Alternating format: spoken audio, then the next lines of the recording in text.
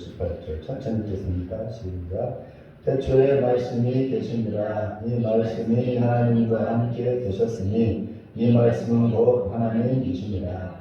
그가 태초에 하나님과 함께 계셨고 만물이 그로 말미암아 지은 바 되었으니 지은 것이 하나도 그가 없이는 된 것이 없느니라. 그 안에 생명이 있었으니 이 생명은 사람들의 빛이라. 빛이 어둠에 비치되 어둠이 받지 못하더라. 하나님께로부터 보내심을 받은 사람이 있으니 그의 이름은 요한이라. 그가 증언하러 왔으니 곧 빛에 대하여 증언하고 모든 사람이 자기로 말미암아 믿게 하려 합니다. 이는 이 빛이 아니요 이 빛에 대하여 증언하러 온 자라. 참 빛 곧 세상에 와서 각 사람에게 비추는 빛이 있었나니 그가 세상에 계셨으며 세상은 그로 말미암아 지은 바 되었으되 세상이 그를 알지 못하였고 자기 땅에 오매 자기 백성이 영접하지 아니하였으나 영접하는 자 곧 그 이름을 믿는 자들에게는 하나님의 자녀가 되는 권세를 주셨으니 이는 혈통으로나 육정으로나 사람의 뜻으로 나지 아니하고 오직 하나님께로부터 난 자들이니라. 말씀이 육신이 되어 우리 가운데 거하시매 우리가 그의 영광을 보니 아버지의 독생자의 영광이요 은혜와 진리가 충만하더라. 요한이 그에 대하여 증언하여 외쳐이르되 내가 전에 말하기를 내 뒤에 오시는 이가 나보다 앞선 것은 나보다 먼저 계시니라 한 것이 이 사람을 가리키니라 하니라. 우리가 다 그의 충만한 뜻을 받으니 은혜 위에 은혜로라. 율법은 못으로 말미암아 주어진 것이요 은혜와 진리는 예수 그리스도로 말미암아 온 것이라. 본래 하나님을 본 사람이 없으되 아버지 품속에 있는 독생하신 하나님이 나타내셨느니라. 하나님을 우리가 봤대. 누구로요? 예수님. 그러니까 예수님은 하나님의 아들 하나님 자신이시라는 뜻입니다. 잠깐 기도하겠습니다. 하나님께서 우리에게 예수님을 보내신 이유는 우리의 죄를 용서해 주시고 하나님 나라 백성으로 만드사 그 나라를 이루기 위해서입니다.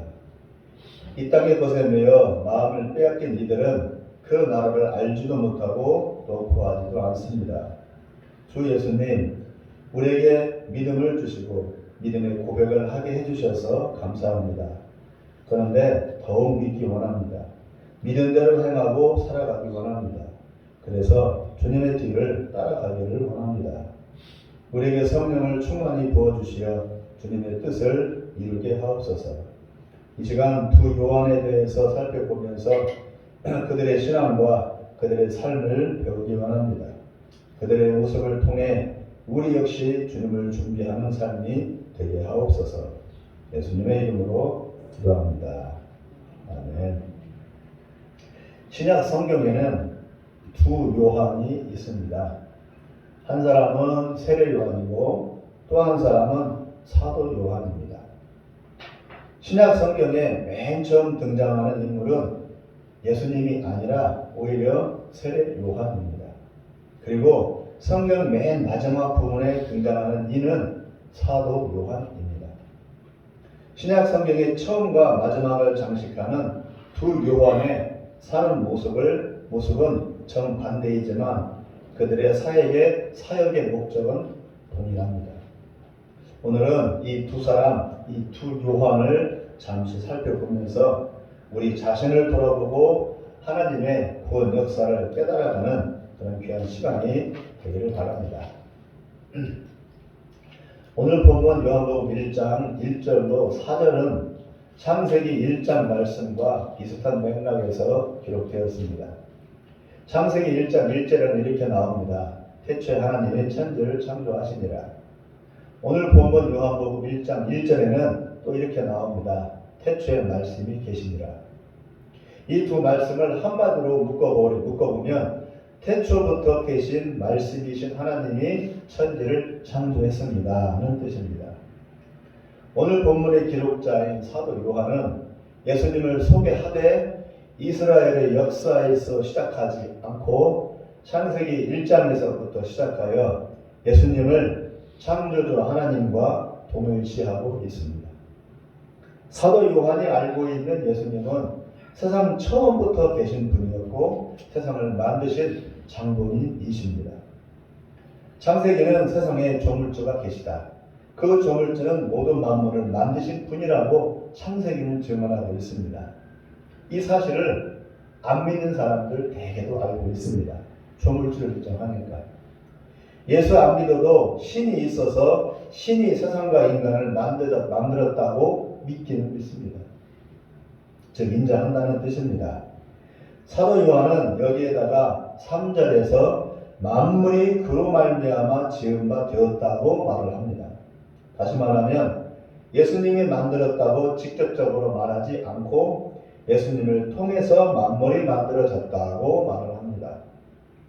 창조주 하나님이시지만 직접 그가 만든 게 아니고 창조주가 만물을 만들 때 예수님을 통해서만 만들었다고 말을 합니다. 창조주 하나님과 예수님이 같은 하나님이시지만 구분되는 두 본성을 갖고 있는 분이라고 이렇게 사도 요한은 소개하고 있는 겁니다. 마태, 마가, 누가와는 다르게 예수님을 소개하고 있다는 뜻입니다. 왜냐하면 사도 요한은 예수님을 소개하되 한낱 인간으로만 소개하는 것도 아니고 다 건너뛰고 예수님이 하나님이시라고 직접적으로 소개하지도 않습니다. 하나님이 말씀이신 예수님을 통해서 만물을 만들었다고 삼위일체 되신 하나님과 예수님의 미묘한 관계를 그렇게 표현하고 있습니다. 사도 요한은 창조와 구원을 연결시키고 있는 것입니다. 창조와 구원을. 다시 말하면 하나님의 구속사적 관점에서 예수님을 소개하고 있다는 겁니다.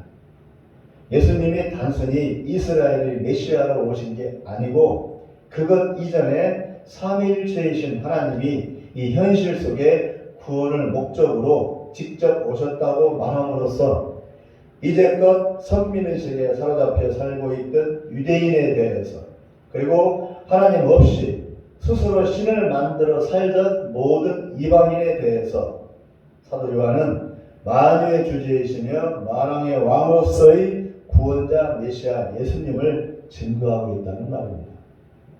사도 요한은 이런 관점과 예수님에 대한 소개 방식은 당시의 헬라 철학과 전통적인 히브리 관점을 다 포용하여 유대인과 이방인 모두에 대해 전 우주적이고 온 민족적인 복음 증거의 필요성을 느끼고 있었기 때문에 나타난 소개 방식입니다.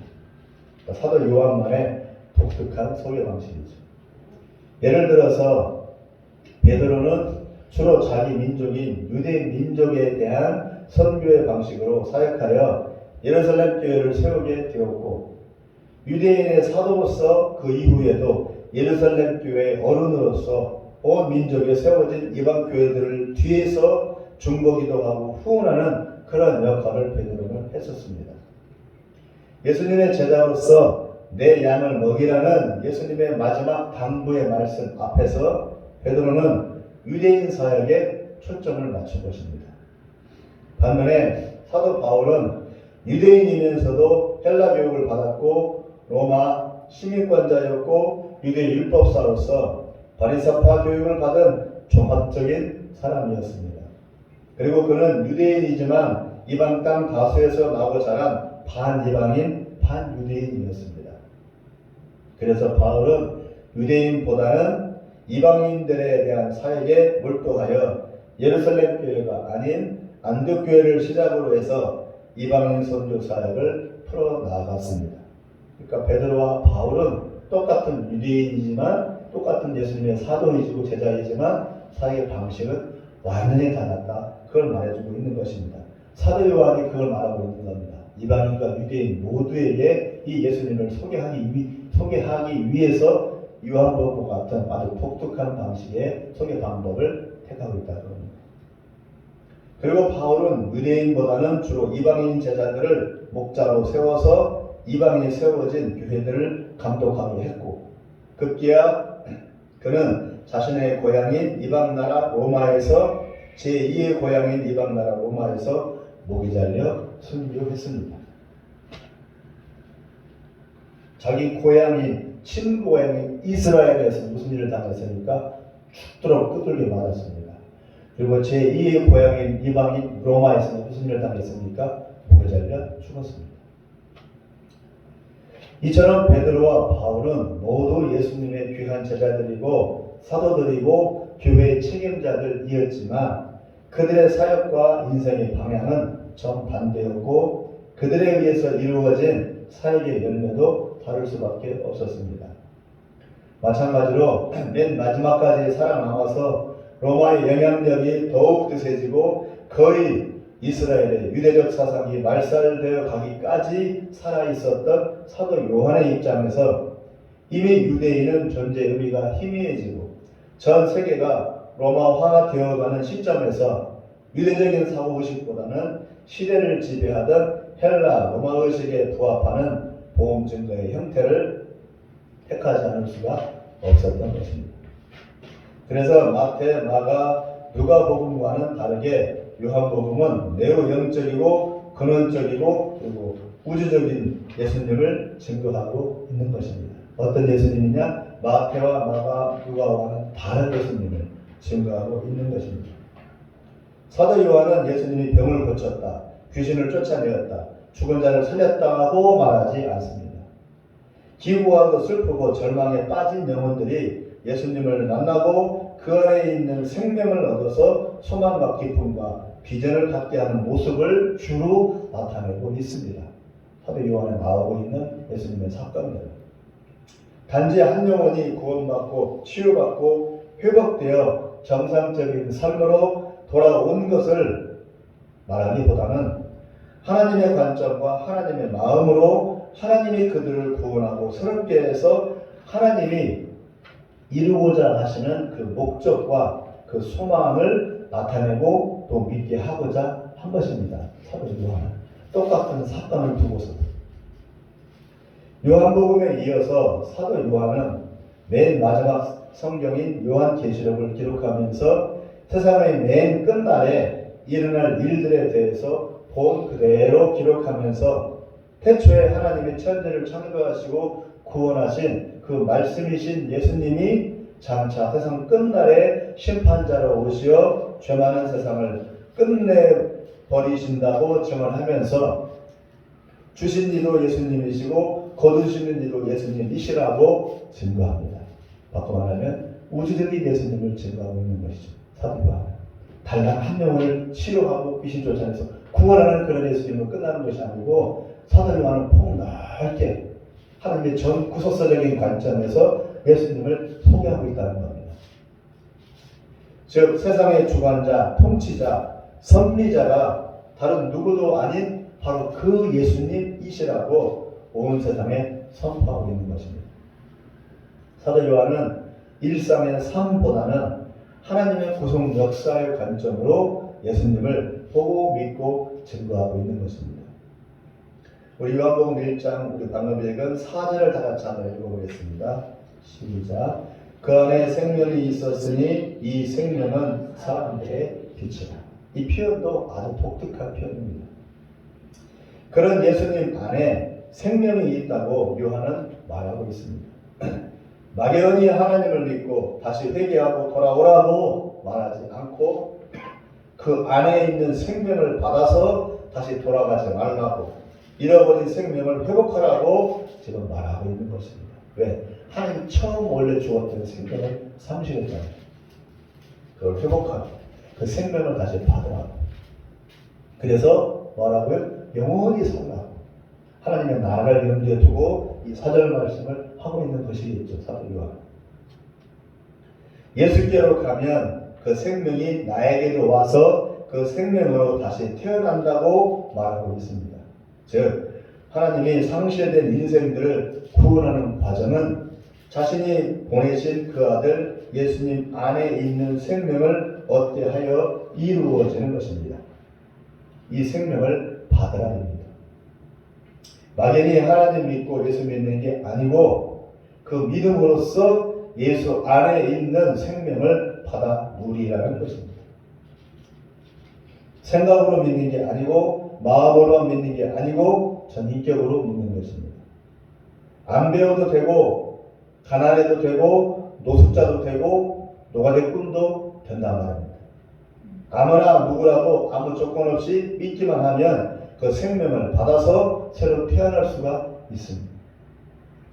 요한은 예수님에게서 그것을 보았습니다. 죽음의 권세를 이기고 죽은 지 사흘이 지났는데도 썩어가고 있는데도 불구하고 다시 살아나신 그 예수님의 부활 생명의 능력을 사도 요한은 목격했습니다. 창조주 하나님이 이 현실에서 내 삶에서 역사하시고 그 주권과 영향력 아래에서 만물이 그리고 인간이 살아가고 있음을 사도 요한은 보았습니다. 그걸 생명으로 본 것입니다. 만물의 근원자이시기에 만물에게 생명을 불어넣어 주시는 분이 바로 예수님이십니다. 그래서 예수를 믿는 겁니다. 그냥 믿는 게 아니고. 이슬람을 믿는 무슬림들은 예수님이 하나님의 아들이라고 하면 하나님이 어떻게 부인이 있어서 아들을 두었냐고 반박하면서 예수님은 그냥 선지자라고 우깁니다. 그들은 예수님 안에 있는 생명을 맛보지 못했기 때문입니다. 불교에서는 부처를 믿는 게 아니라 스스로가 부처가 되는 게 목적입니다. 원래 불교는 부처는 따로 있는 게 아니고 내가 부처예요. 성불을 한 내가 부처라. 그러니까 불교 신자들은 자기들이 뭘 믿는지도 모르고 믿어요. 불교 원죄는 이렇게 안 돼 있다고요. 자기가 부처가 되는 게 그 석가모니 원래 바람이었다. 석가모니를 믿어. 예수 믿듯이. 그거 아니라고 불교는 원래. 불상 앞에 절하고 비는 것은 자기 소원을 빌기 위해서이지만 원래는 스스로가 부처처럼 흔들리지 않고 견고한 마음 상태를 다지기 위해서 빌고 절하고 수양하는 겁니다. 참선하는 겁니다. 자기가 부처가 되려고. 그들에게 있어서 예수님은 단지 부처에 불과합니다. 성불한 사람, 깨달은 사람, 득도한 사람. 그러니까 예수는 부처예요. 불교의 입장에서는. 깨달은 자, 득도한 자, 가르침을 주는 자에 불과합니다. 먼저 깨닫고 터득한 자에 불과합니다. 불교 신자들 입장에서 예수님은 무시하지는 않죠. 그러나 결코 그 안에 있는 생명은 맛보지는 못했습니다. 사도 요한은 예수님의 죽으심과 부활을 몸과 마음으로 겪으면서 메시아이신 예수님 안에 있는 생명과 그의 정체를 알게 된 것입니다. 그래서 그는 예수님을 만유의 주제, 세상의 주권자로 이해하고 전한 것입니다. 그 안에 있는 생명을 보고 생명을 주는 자. 오직 하나님만이 생명을 줄 수 있잖아요. 5절, 6절을 읽겠습니다. 시작. 빛이 어둠에 비치되 어둠이 깨닫지 못하더라.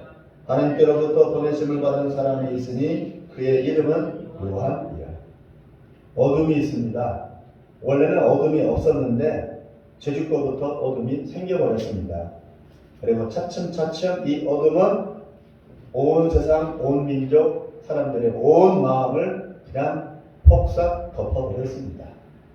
화산재가 덮듯이. 그리고 창조주의 영광은 찾아볼 수가 없게 되었습니다. 누구를 봐도, 어디를 봐도. 그래서 예수님이 빛이 되어서 왔지만 사람들이 그 빛 대신 예수님을 도통 알아보지를 못했습니다. 예수님이 오신 목적은 어두워져서 창조주 하나님을 알아보지 못하고 스스로 죄를 벗어버리지 못하는 그런 무능력한 사람들을 위해 그들의 죄를 벗기고 어두워진 눈과 귀를 열어주시기 위해서입니다. 보라고, 빛이 있다고, 생명이 있다고, 하나님 살아계신다고 보고 듣고 얻으라고 오신 목적이 그겁니다. 그런데도 사람들은 이 예수님을 알아보지 못하고 배척했습니다. 싫다고 내몰았습니다. 지금도 여전히 이 아름다운 사람들 예수님을 버립니다. 나 지금 농사짓기 바빠. 나 지금 직장하기 바빠. 거부합니다. 엊그저께 전도했던 사람은 나 불교신다. 내가 나이가 68세, 팔팔하더라고. 68세인데 젊은 사람한테 일도 더 열심히 나보다 더 열심히 하더라고. 예수 믿으라니까 싫대. 자기는 자기 말은 자기를 고백하대. 난 절간에 별로 가지 않지만 그래도 불교신다. 절간에 가지 않지만 불교신다. 근데 그 사람은 뭘 믿느냐? 자기 힘을 믿는 거예요. 열심히 일하니까. 월급 300 이상 받으니까. 350 받는 것 같아. 68세는 사람. 열심히 해서 먹고 하니까. 자기 인물이지 않는 거지. 예수 없이도 먹고 사니까. 그래서 예수님을 배척합니다. 아니에요. 사람이 죽으면 천국과 지옥이 있어야 가야죠. 죽어봐야죠. 몰라요 지금. 난 지금 바빠요. 이라도 먹고 살아요. 이혼을 하신 분이에요. 이혼했고 다른 부인하고 어디서 살고 있어요. 자기 부인은 금산 사람이래요. 금산 살고 있고 손주도 없어요. 아들이 셋입니다.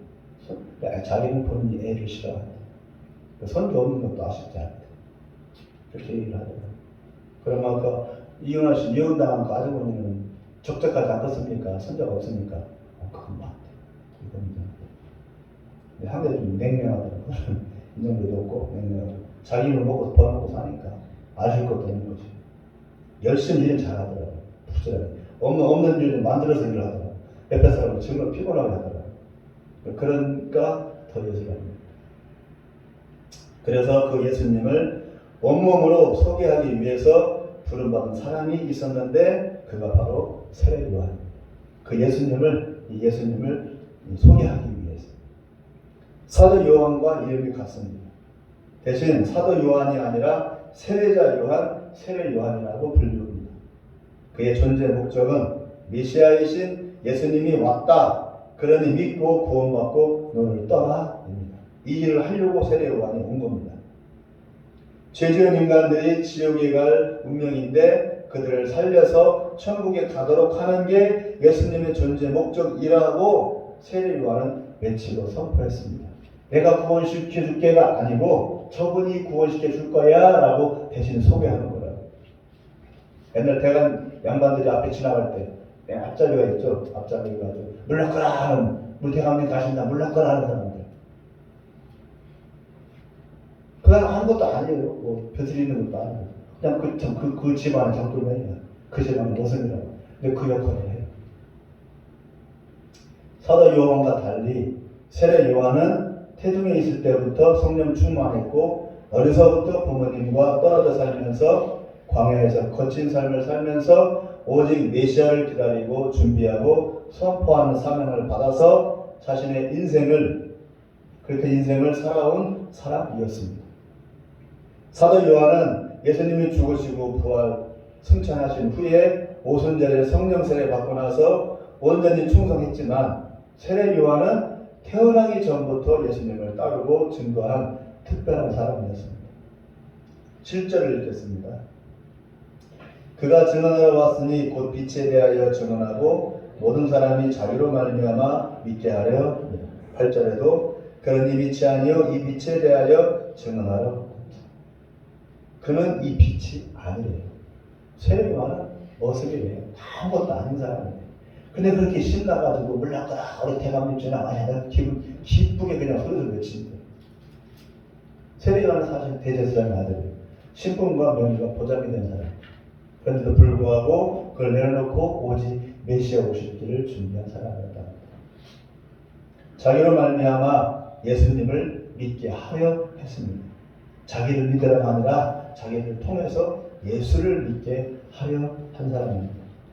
그리고 그는 자신을 나타내지 않고 빛이신 예수님에 대해서만 증언했습니다. 그의 존재 의미는 메시아가 올 테니 준비해라 였습니다. 자기 영광을 구하지도 않았습니다. 그러나 지금의 많은 분들은 자기 영광을 누리잖아요. 그런데 이분은 누리지 않았답니다.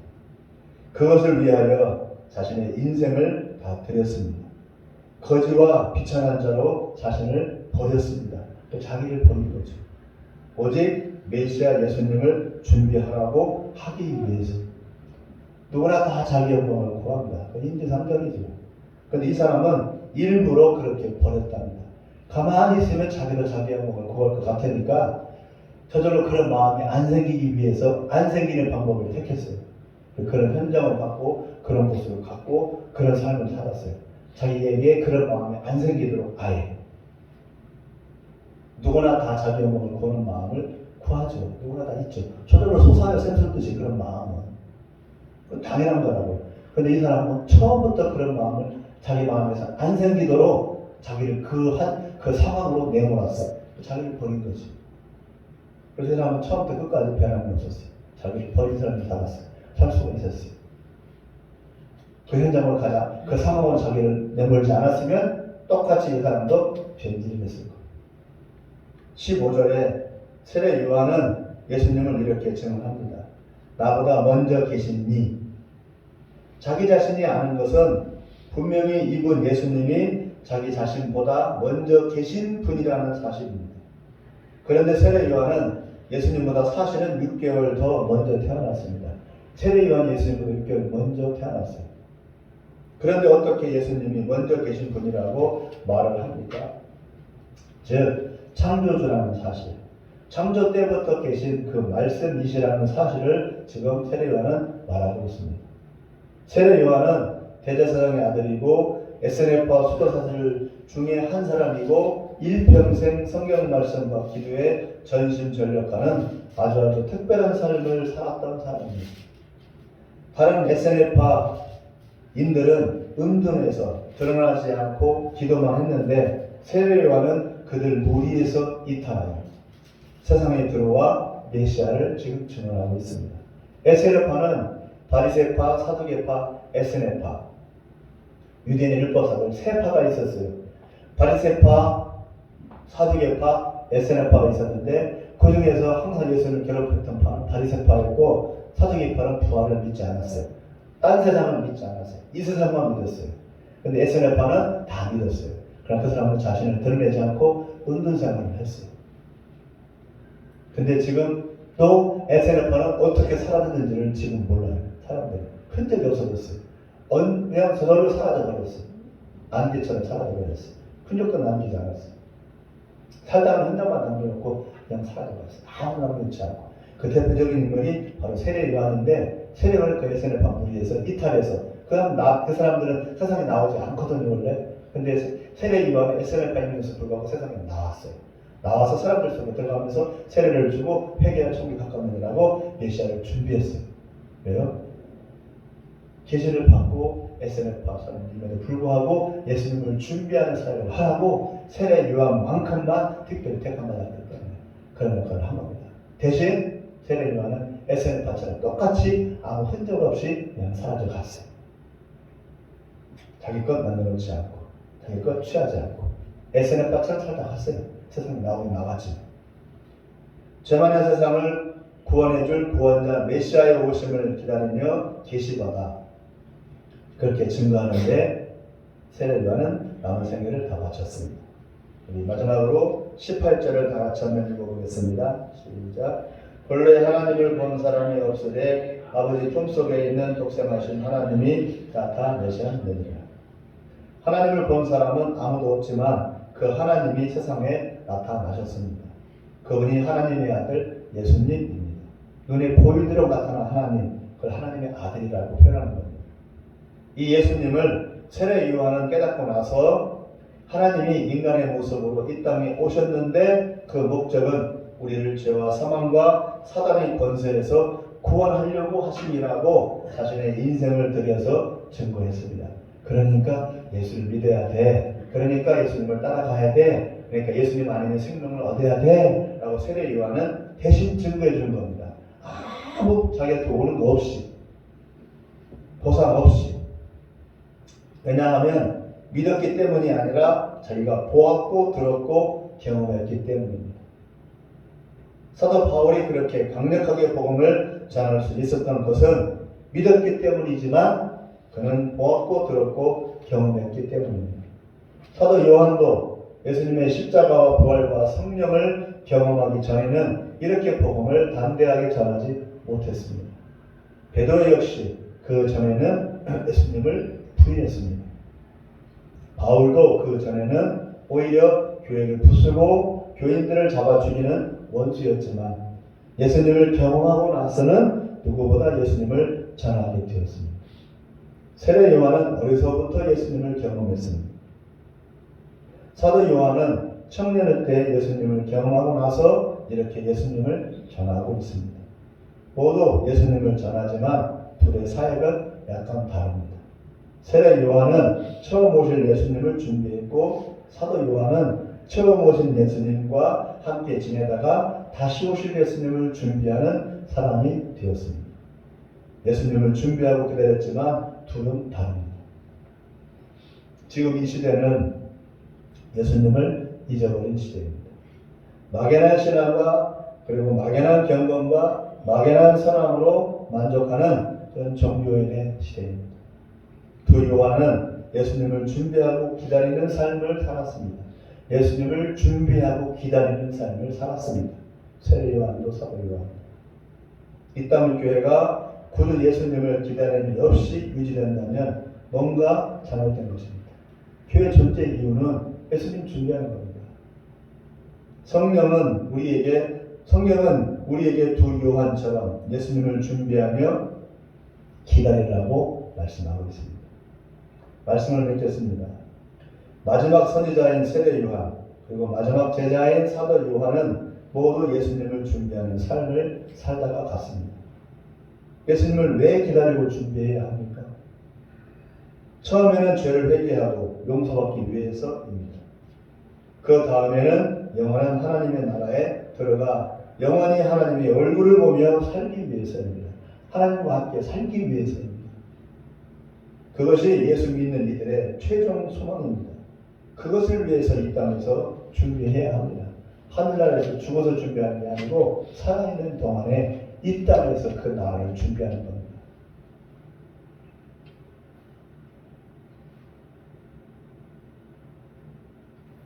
요한계시록 14장 14절부터 16절을 제가 읽어드리겠습니다.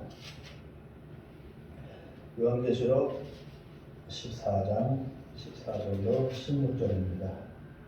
또 내가 보니 흰 구름이 있고 구름 위에 인자와 같은 이가 앉으셨는데 그 머리에는 금면류관이 있고 그 손에는 예리한 낫을 가졌더라. 또 다른 천사가 성전으로부터 나와 구름 위에 앉은 이를 향하여 큰 음성으로 외쳐 이르되 당신의 낫을 휘둘러 거두소서.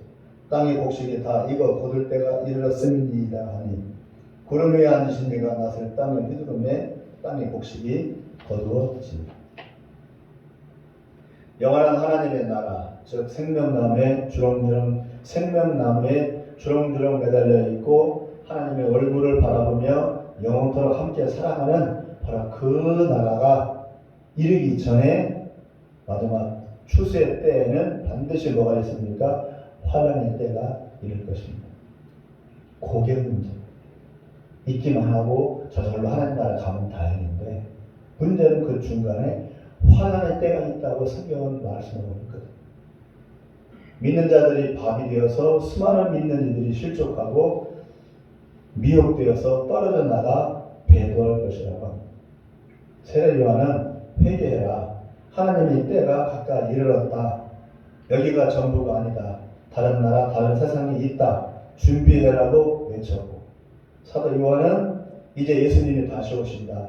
세례 요한이 말했듯이 하나님의 영광이 나가 이를 것이다. 이 세상은 다 없어지고 새하늘 새 땅이 이루어질 것이다. 지금 육신을 가진 예수님이 계신 바로 그곳이 우리가 있을 곳이다. 그러니 준비해라 고 외치면서 마라나타 신앙, 곧 죽음과 고난을 각오하고 생명을 걸고 믿음을 지키고 더 나아가 더 많은 이들을 주님께로 인도하는 선한 일에 힘쓰라고 계시록에서 사도 요한은 당부하고 있는 것입니다.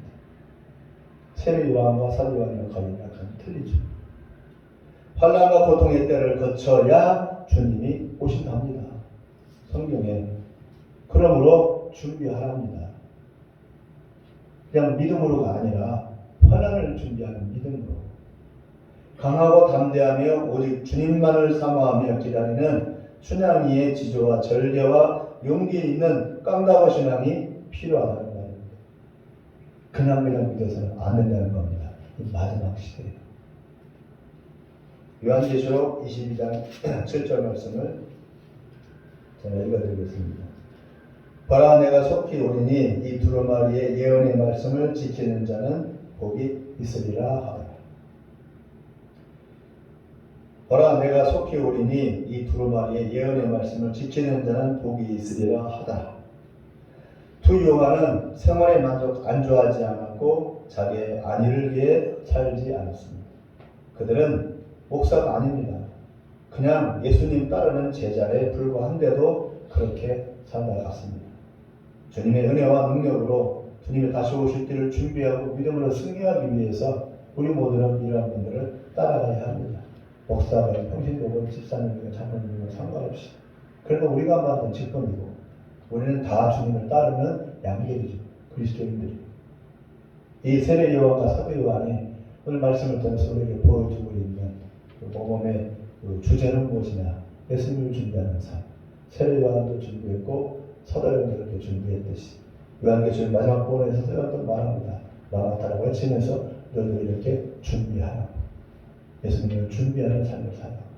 예수님 다시 오신다고 마지막 유언하고 떠났잖아요. 그러니까 우리는 준비하면서 살아야지 당연히. 너무나 당연한 거 아닙니까? 그러니까 우리는 우리 방식대로 살려고요. 그건 맞지 않은 거예요. 기독교가 아니라고. 말씀 그대로 예수님을 준비하는 삶. 어떻게 준비할 것인가? 말씀에 나와 있으니까 말씀에 나와 있는 대로 준비하면 되는 겁니다. 거룩한 신부로, 경건한 신부로, 선하들이 힘쓰는 신부로. 그건 기본이죠. 그러나 더 나아가서는 환난을 이기는 용맹한 군사의 믿음. 나만 구원받고 끝나는 것이 아니라 남도 구원시키는 그런 믿음으로 그거 준비된다는 겁니다. 양미성 있게 같이. 그런 믿음으로 잘 준비하시는 우리 모두가 되기를 소망합니다. 기도하겠습니다. 하나님 아버지, 오늘은 사도 요한복음 1장 말씀을 통해서 세례 요한과 사도 요한의 두 요한에 대해서 잠시 살펴보았습니다. 두 사람 모두 예수님의 오시기를 준비한 사람들이었습니다. 그러므로 우리에게 말씀해주고 있는 메시지는 우리도 또한 준비하라고 우리에게 말씀하고 있는 것 같습니다. 현실에 안주하지 않고 현실의 평안을 구하지 아니하고 그 나라를 준비하라고 말씀하십니다. 예수님이 다시 오셔야 그 나라가 영광이 임합니다. 그런데 예수님이 다시 오시기 직전에 바로 환난이 있을 것입니다. 그 환난은 무시무시한 환난일 것입니다. 믿는 사람조차도 나가 떨어지는 그런 환난일 것이고 힘들 것입니다. 영원한 믿음이 아닌 곳은 견딜 수 없는 그런 환난일 것입니다. 하나님 아버지, 우리에게 그런 강건한 믿음을 허락하여 주옵소서. 거룩한 신부로서 또한 거룩한 용사로서 준비하는 그런 믿음의 모습이 되게 하여 주옵소서. 예수님의 이름으로 기도합니다. 아멘. 494장을 부르시면서